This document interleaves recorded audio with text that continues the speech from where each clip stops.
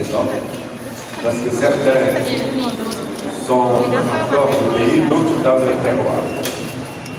Nous avons ici un échantillon représentatif qui va permettre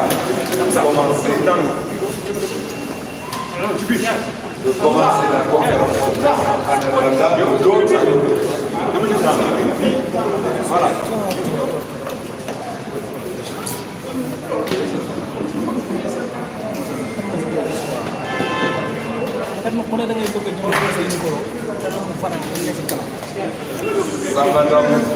L'honorable Sambadom va vous lire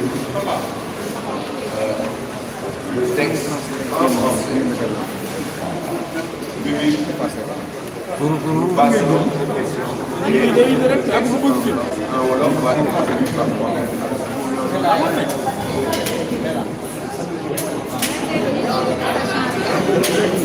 S'il vous plaît, faites vos bureaux et...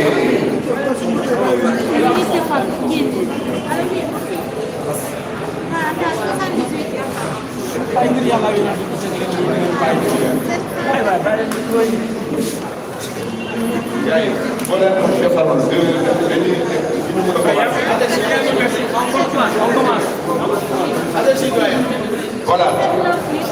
L'honorable Salvador va vous dire le texte en français. On passera aux questions, s'il y en a. Et après, nous allons dire ça. Voilà.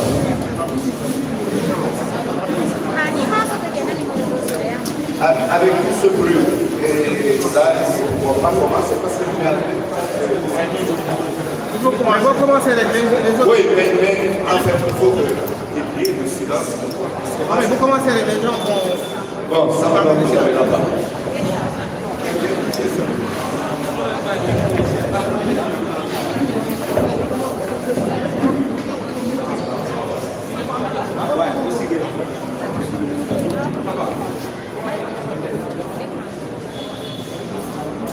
Bonsoir, chers journalistes,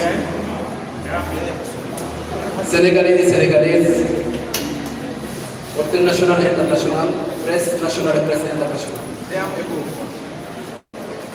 Nous voici aujourd'hui tous les membres du Haut Conseil réunis autour d'une commission ad hoc à la suite du blocage de notre institution et du blocage des indemnités, des primes et des salaires au Conseil des collectivités territoriales. La conférence de presse du Haut Conseil se tient aujourd'hui le 4 décembre 2024.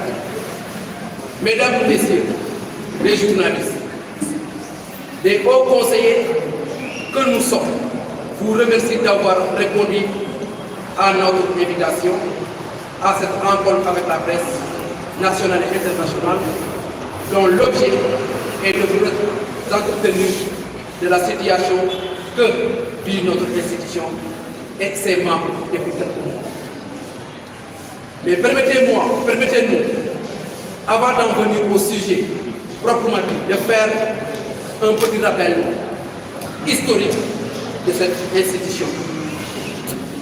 L'idée de créer un haut conseil des collectivités territoriales au sein de l'Union africaine est apparue et a mûri lors des rencontres regroupant les responsables et les élus locaux d'Afrique depuis 1998. La mise en place du Haut Conseil des collectivités territoriales, la mise en place du Haut Conseil des collectivités territoriales de l'UEMOA en 2011 à Niamey et l'aboutissement de cette volonté africaine et Dakar devrait abriter le siège de cette institution. La 25e session du Conseil exécutif de l'Union africaine tenue à Malabo en 2014 validait cette proposition de M. le Président Macky Sall afin de créer une institution qui contribuera à l'ancrage de l'Union dans le vécu des territoires. L'institution est par conséquent fondée sur un socle juridique communautaire internalisé au Sénégal.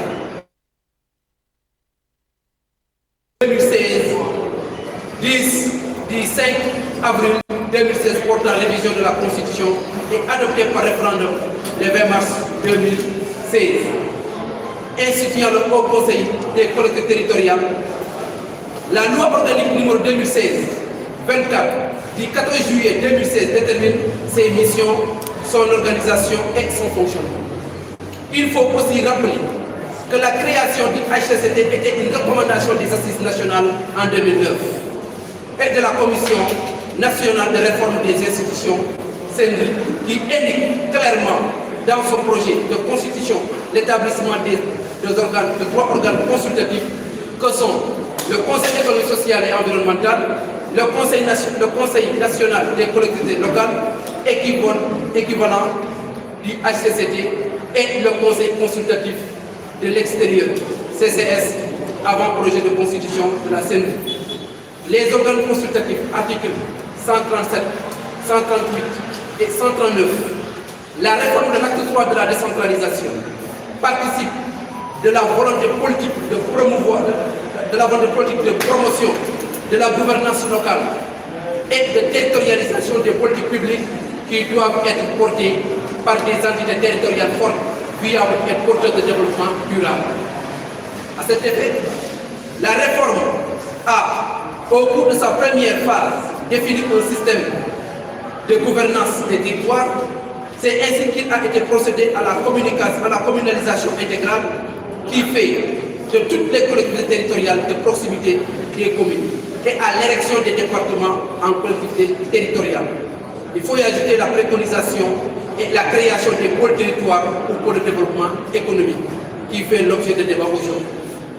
Pour compléter ce dispositif, au niveau national, la loi constitutionnelle numéro 2016-10 du 5 avril 2016 a institué le Haut Conseil des collectivités territoriales qui est une institution de la République. À cette nouvelle institution vient renforcer le niveau de collaboration entre l'État et les acteurs territoriaux dans la conduite et le suivi de l'évolution des politiques de décentralisation, d'aménagement et de développement des territoires. Le Haut Conseil a pour vocation de contribuer à la modernisation de l'action publique territoriale, à l'aménagement équilibré du territoire, à la mobilisation des territoires pour la croissance et l'emploi ainsi qu'au développement des solidarités territoriales, de la démocratie locale, de la promotion des pôles territoires qui vont assurer le développement endogène et intégré. La mission du HCCT au Conseil des collectivités territoriales est régie par les articles suivants de la loi organique. Article 1er. Le Haut Conseil des collectivités territoriales est une assemblée consultative qui a pour mission d'étudier et de donner un avis motivé sur les politiques de décentralisation, d'aménagement du territoire et de développement du territoire. Le Haut Conseil des collectivités territoriales peut, de sa propre initiative, faire des propositions ou recommandations au président de la République ou au gouvernement pour toute question concernant les politiques de décentralisation, d'aménagement et de développement du territoire. Le président de la République et ou le gouvernement peut saisir le Haut Conseil des collectivités territoriales sur les questions relatives au domaine de compétences de l'institution. Article 2. Le Haut Conseil peut être saisi pour avis par le président de la République pour des projets de loi, des projets d'ordonnance, des décrets entrant dans le domaine de sa compétence.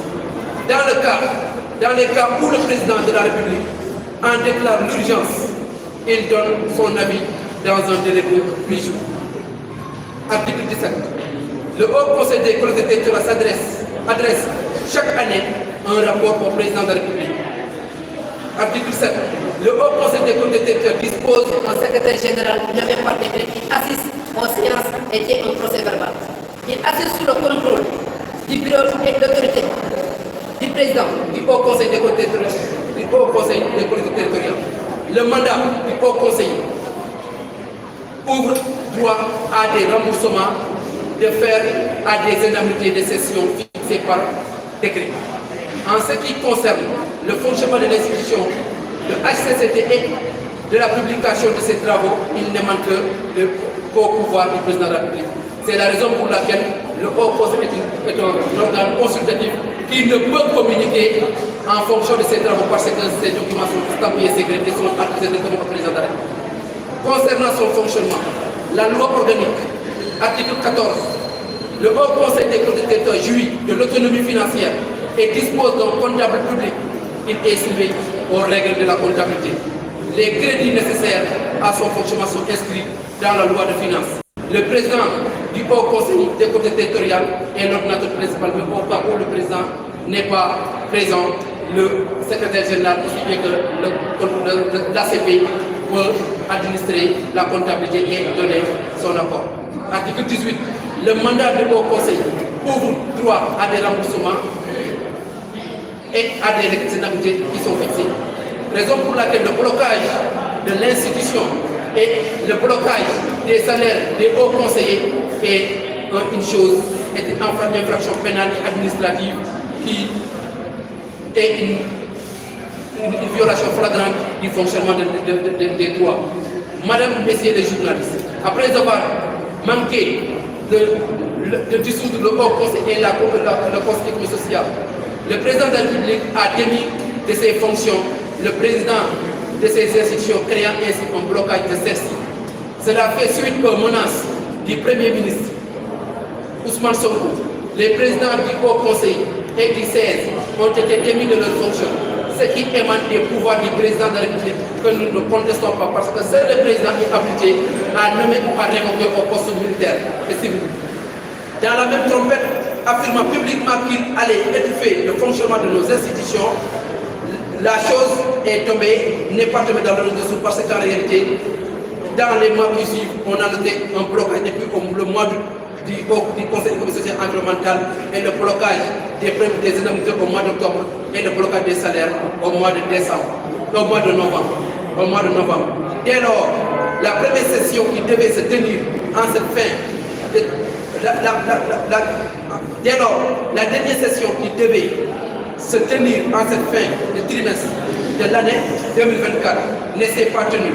Et nous avons eu à travailler sur la thématique, le développement des pôles territoires, qui fait l'objet de débats actuellement et qui est inscrit dans le plan, dans le projet. De même, le Haut Conseil au nombre de 150 des pères et mères de famille, avec toutes les charges et le mois de septembre, sans indemnité, représentant leur salaire. Cet étouffement prononcé est à l'origine peut-être du blocage de l'institution et puis le blocage de nos indemnités et salaires. Nous voulons donc informer l'opinion nationale et internationale du tort fait à l'institution et à ses conseillers qui ne sont en rien responsables de la situation découlant de la seule décision du président de la République. Or, celui-ci est le garant des institutions et le bon fonctionnement de notre République. Tant que celles-ci ne sont pas dissoutes, c'est le serment qu'il a prononcé devant l'opinion nationale et internationale qu'il devait honorer. C'est fort de tout cela que nous, Haut Conseil, rappelons que le Haut Conseil des collectivités territoriales est une institution de la République composée de membres ayant droit. Ces droits, nous les réclamons solennellement parce qu'étant un but, nous ne commandons pas, nous ne mendions pas. Le salaire est un droit acquis. Nous avons un mandat de 5 ans qui doit être honoré parce qu'en réalité, le Sénégal est une république. Pour la bonne marche des institutions et le respect de l'état de droit, nous demandons au président de la République, son Excellence Bassirou Diomaye Diakhar Faye, de nous rétablir dans nos droits. Nous exigeons le blocage nous exigeons le déblocage du fonctionnement de l'institution afin de tenir la dernière session de l'année pour pouvoir écrire le rapport annuel et réclamons le paiement de nos indemnités et nos salaires. Mesdames, Messieurs, chers journalistes, de votre attention et restons à votre disposition pour les questions que vous voudrez poser. Mais avant tout, le doyen Alassane Cissé va faire le disposition.